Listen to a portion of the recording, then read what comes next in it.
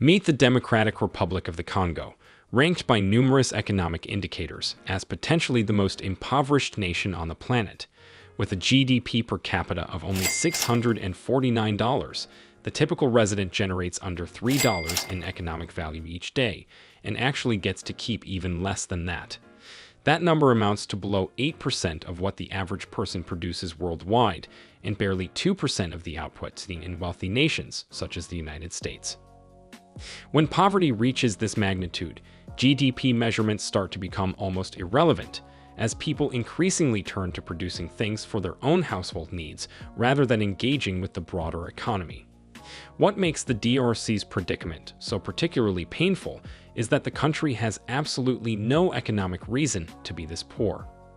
It sits among the most naturally wealthy nations on Earth, with enormous deposits of a broad range of raw materials beneath its soil. If the country was in a position to extract those resources effectively, it would pull in $24 trillion in revenue. That figure alone, without any other sector contributing a single dollar, would be sufficient to elevate the average Congolese citizen to global living standards for 25 years, even under the completely unrealistic scenario where none of that money gets reinvested and no surrounding industries are given any room to develop. When more realistic projections are applied, accounting for the fact that much of that money would flow back through the economy and help develop a range of supporting industries, the DRC would not merely be among Africa's more prosperous nations. It would stand as one of the richest countries anywhere in the world. The tale of a nation undone by corruption, armed conflict, and poor economic stewardship is, on its own, sadly not an unfamiliar one. What makes the DRC a particularly compelling case is not just the staggering amount of potential that has gone unrealized, but also the specific makeup of its natural resource wealth. Alongside the more conventional commodities, gemstones, metal ores, and petroleum, the country also holds substantial portions of the world's known reserves of coltan, cobalt, and lithium, all of which are indispensable ingredients in the production of energy storage technology and electronic devices. The growing uptake of electric vehicles, combined with the expanding role of battery-based energy storage, means that worldwide demand for these materials is on track to exceed total global supply within this year. If the DRC's reserves cannot be effectively and productively developed, the industries dependent on these materials will have no choice but to hit the brakes on their growth.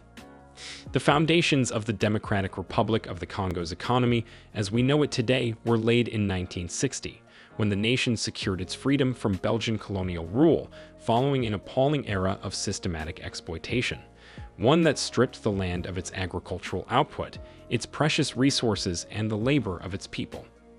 Breaking free from colonial control was unquestionably a milestone worth celebrating, but the transition was managed with remarkable incompetence. When independence arrived, the DRC's population stood at roughly 20 million people, among whom a mere 16 had completed a university education. The Belgian administrators overseeing the country's industries essentially vanished overnight, leaving almost no documentation or guidance on how to keep the institutions underpinning the economy operational. In the years leading up to independence, Congolese nationals had been permitted to hold just 3 positions within the entire government. Predictably, the country plunged into economic turmoil almost straight away, as the systems holding civil society together crumbled and exports ground to a halt, severing the country's mainstream of international revenue. That economic breakdown quickly ignited violent clashes between the country's various political and ethnic factions, which in turn wiped out whatever slim chances remained of raising the living standards of ordinary citizens. This prolonged and painful stretch of political disorder came to be known as the Congo Crisis, and the bloodshed was quietly fueled by both the United States and the Soviet Union, each of whom treated the country as a convenient arena to settle their ideological differences while paying the cost in other people's lives. If you've made it this far, you're officially part of this community. Smash that like button and subscribe right now and be part of the journey. You don't want to miss what's coming up next. All right, let's keep going. By 1965, after a grinding political deadlock, a series of deeply flawed elections, and an eventual military takeover, the US-backed President Mobutu consolidated his grip on the country as its undisputed ruler, and to the astonishment of virtually no one, wasted almost no time in transforming it into a full military dictatorship. The underlying political fractures and tensions that had always run through the country had not gone anywhere, which meant the government's only reliable instrument for staying in power was the constant threat of armed force. The consequences of this went well beyond the obvious and immediate human costs, the violence of ongoing conflict and the grinding misery of daily life under authoritarian rule. It also made the country fundamentally unattractive to the outside investors whose capital was essential to building any kind of functioning economy. Many international companies would have gladly come to set up business in the Democratic Republic of the Congo. Even if those companies were purely there to dig up and sell the country's natural resources, a well-run version of that arrangement can still create real wealth for everybody involved. Wealthy nations like Norway, Canada, the UK, the USA, and Australia all make enormous amounts of money from natural resources that are extracted by private companies operating within their borders. The key difference is that those governments strike deals with those companies that include some form of payment back to the country, money that ultimately works its way down to ordinary citizens, who get a say in how their government behaves through free and fair elections. In a dictatorship, the only people who need to see any of that money are the people running the country. Even so, foreign companies still need things to be reasonably stable and predictable before they are willing to show up and spend serious money. Paying off government officials to secure mining rights is not exactly unheard of in Africa, but that is just the beginning. Companies still need to pour in large amounts of additional cash before they can actually get to the resources and make a profit. Spending billions on mining machinery, processing plants, and ports to ship materials out of the country can be a very smart investment, but only if there is a reasonable guarantee that all of that infrastructure will not suddenly get seized or caught in the crossfire of an armed conflict. Without that outside investment flowing in, no real industries can get built. That means even mining gets done mostly by hand using basic tools, with each worker producing very little. And when workers produce very little, there is very little money to pay them, even in a system where everything is divided up fairly. When we compare the DRC's mines to those extracting similar materials in more developed economies, a stark difference emerges: far less equipment and far more reliance on cheap, abundant labor to compensate. This is precisely the kind of situation the International Monetary Fund and the World Bank were designed to address. Both institutions exist to extend loans to struggling or underdeveloped economies, giving them the financial runway to make the foundational investments needed to build productive industries. In theory, the solution looks straightforward. The IMF could lend money to the DRC, which could then build roads, purchase equipment, and begin efficiently tapping into its extraordinary resource wealth. The resulting revenue would repay those loans and fund further investment. More tools, more extraction, more income. A genuine win-win, assuming everything went to plan. With some version of this logic guiding them, both the IMF and the World Bank have poured billions of dollars into the DRC over the past 5 decades. But much of that money never reached its intended purpose. Instead, it was mismanaged or quietly embezzled by corrupt government officials. Both institutions have been forced to write off the majority of these loans, and eventually, even the IMF, an organization built specifically to rescue countries in exactly this position, reached its limit. Economic advisors were also dispatched to help craft a coherent development strategy, but they kept running into the same stubborn, deeply rooted obstacle. Many of the leaders who have ruled the DRC since independence have had little interest in seeing their people prosper. Wealth breeds independence, and independent people ask difficult questions, a dangerous thing in a country already fractured by deep factional rivalries, where simply holding on to power is a daily struggle. The result is a self-reinforcing cycle that is almost impossible to break. Outside intervention is one potential answer, but meddling in a sovereign nation's politics carries its own troubled history and rarely ends cleanly. It's also worth stepping back from the geopolitics for a moment, because behind every statistic is a human reality that can be easy to lose sight of. The depth of poverty in a country like the DRC is genuinely difficult for economists from wealthier nations to grasp, not because they lack intelligence, but because their entire frame of reference is different. These are educated professionals, living relatively comfortable lives inside some of the richest countries in human history. When they cite a GDP per capita of $649, or note that the average Congolese citizen survives on under $3 a day, they are being technically precise. But precision and understanding are not the same thing, and those numbers alone do little to convey what life actually looks and feels like on the ground. GDP at its core is a measure of an economy's total market output, the combined value of all final goods and services produced within a country in a given year. But the figure has its limits. Not everything an economy produces gets counted.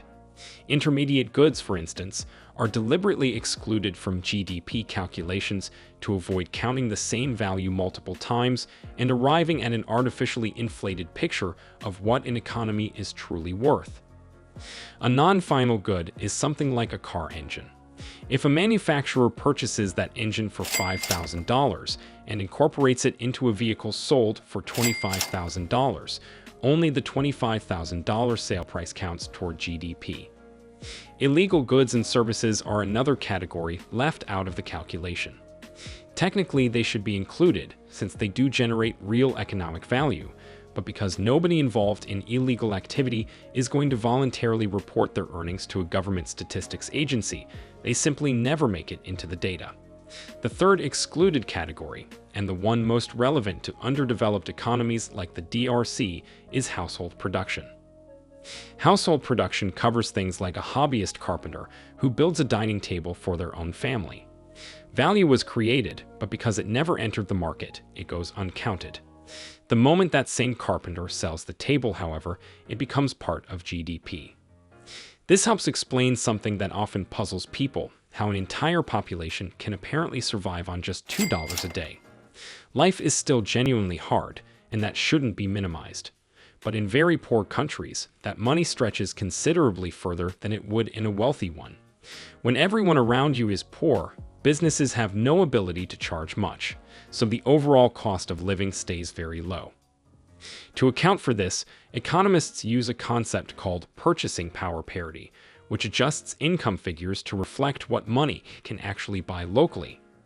A meal in the DRC can cost less than 50 cents, so comparing a raw dollar figure there to the same figure in, say, the United States isn't meaningful. Once adjusted for purchasing power parity, the DRC's GDP per capita rises to around $1,821, the equivalent of roughly $5 a day. Better, but still deeply inadequate. The real explanation for how people get by lies in self-sufficiency. In communities like those found across the DRC, families grow their own food, fetch their own water, and often construct their own homes. All of this is household production, and none of it appears in official GDP figures.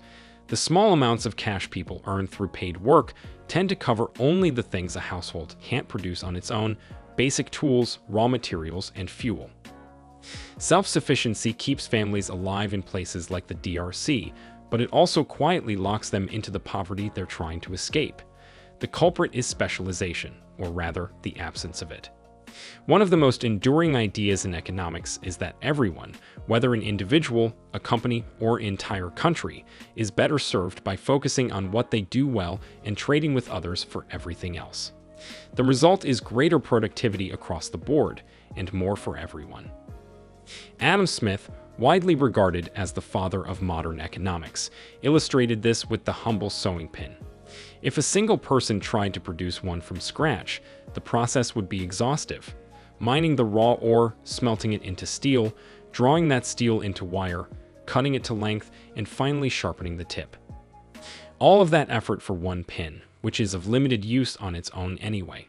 It makes far more sense for different people to focus on different parts of the chain: mining, metalworking, retail, each adding value at their stage, taking a modest profit, and using that income to acquire far more pins or anything else they need than they ever could have produced working alone. The trouble is that the household economy keeping most Congolese families alive is also preventing them from participating in this kind of specialization. Economists can recommend it easily enough from the outside, but when someone is surviving on the equivalent of $5 a day, abandoning self-sufficiency to pursue a specialized role is not a calculated career move. It's an enormous and potentially catastrophic risk. And even if better opportunities did materialize, asking people in a country shaped by generations of conflict, instability, and broken promises to trust that this time will be different is no small thing. Giving up the security of providing for yourself in exchange for the hope of sustained economic growth requires a leap of faith that history has given the people of the DRC very little reason to make. As we've discussed throughout this video, official economic data doesn't fully capture everything being produced in the DRC because a large portion of economic activity happens outside formal systems. Many people rely on household production and informal work that never appears in official statistics. However, having such a large informal sector is not usually a sign of a healthy economy. That relatively small GDP is also divided across one of the largest populations in the world. The DRC is home to nearly 115 million people, giving it a GDP per capita of just $649, placing it among the poorest nations on Earth. The biggest obstacle preventing the country from taking advantage of its enormous natural wealth is a lack of stability and investor confidence. The DRC has the potential to become one of the most powerful economies in the world, but building strong industries is already challenging under normal circumstances. Trying to do so while dealing with constant conflict, corruption scandals, political power struggles, and widespread mismanagement is like trying to build a sandcastle in the middle of a hurricane. One of the few encouraging signs for the country is economic growth. Over the past decade, the economy has doubled in size, while it started from a very low base, and much of that growth has been driven by rapid population increases. It still represents movement in the right direction. For the average worker in the DRC, survival often comes before participation in the broader economy. Many people are forced to remain self-sufficient, contributing to formal economic activity only when necessary. The country's exports are still heavily dependent on basic mining operations, where workers often use simple hand tools to extract easily accessible resources. The conversation doesn't end here. Let's continue in the comments section below. Share your perspective below. And if this is the kind of content that matters to you, subscribe and join a growing community that refuses to look away.